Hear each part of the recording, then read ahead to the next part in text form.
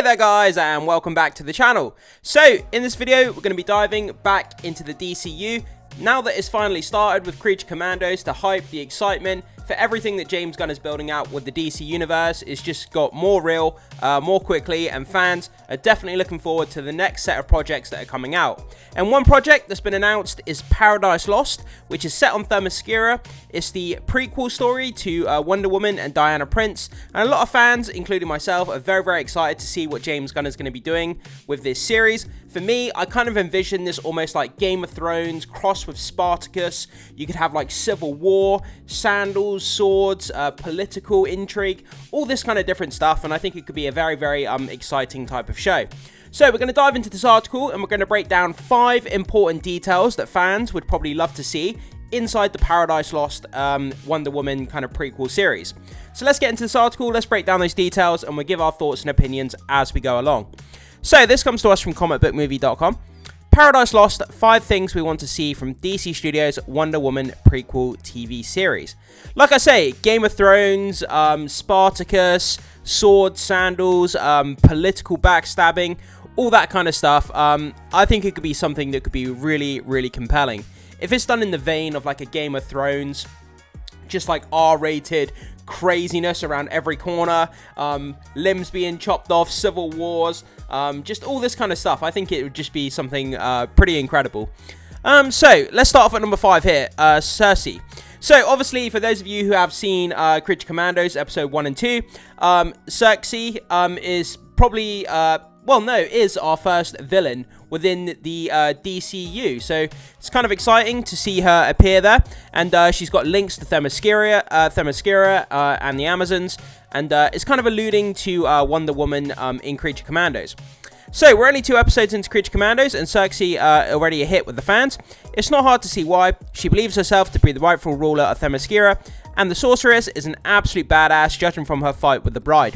Yeah, minor spoilers here if you haven't seen episode 2, but it's been enough time now that it's been out, guys, so I'm going to talk about it openly.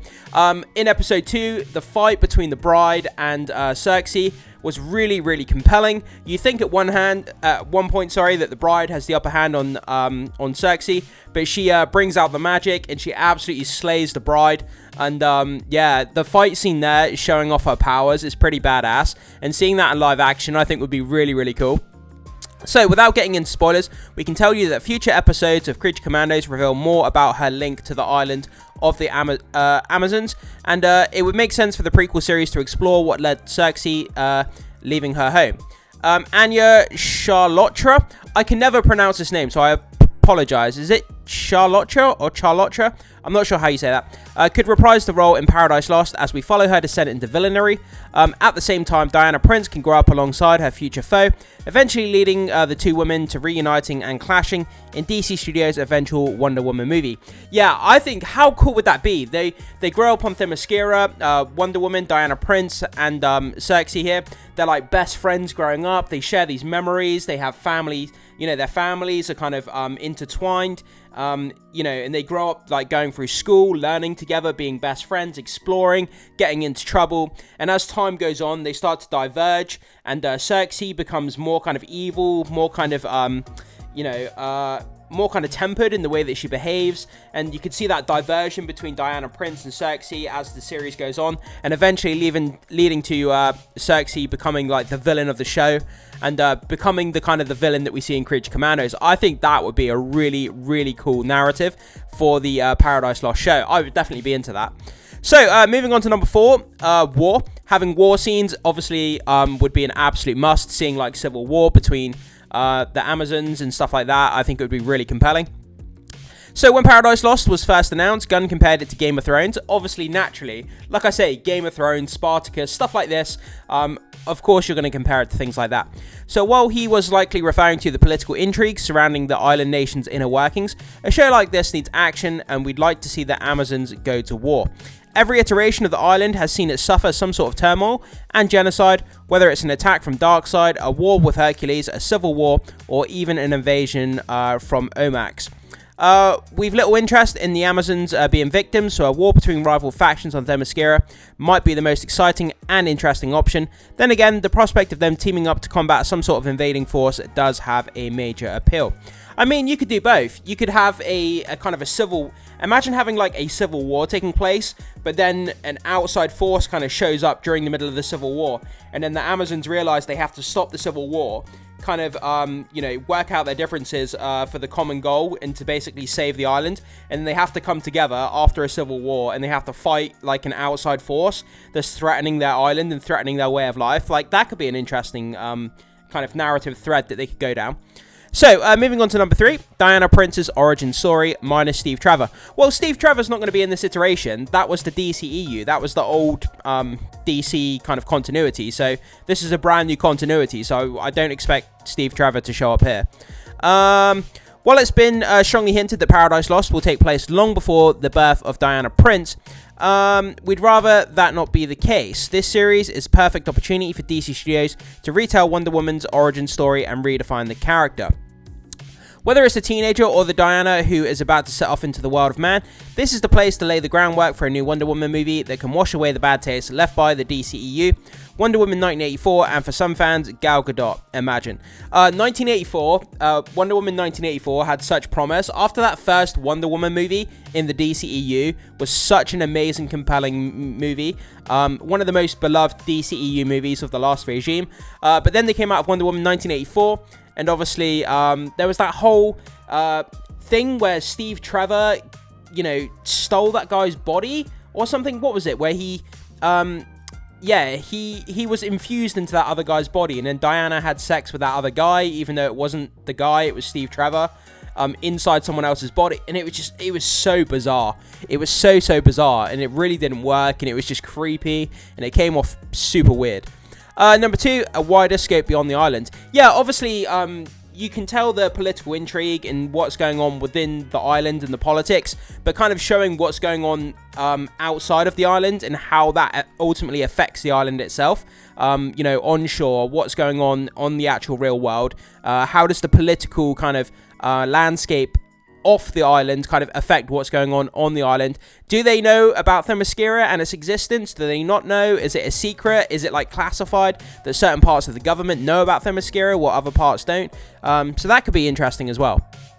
So, in the present day, it seems no one knows whether Themyscira is real.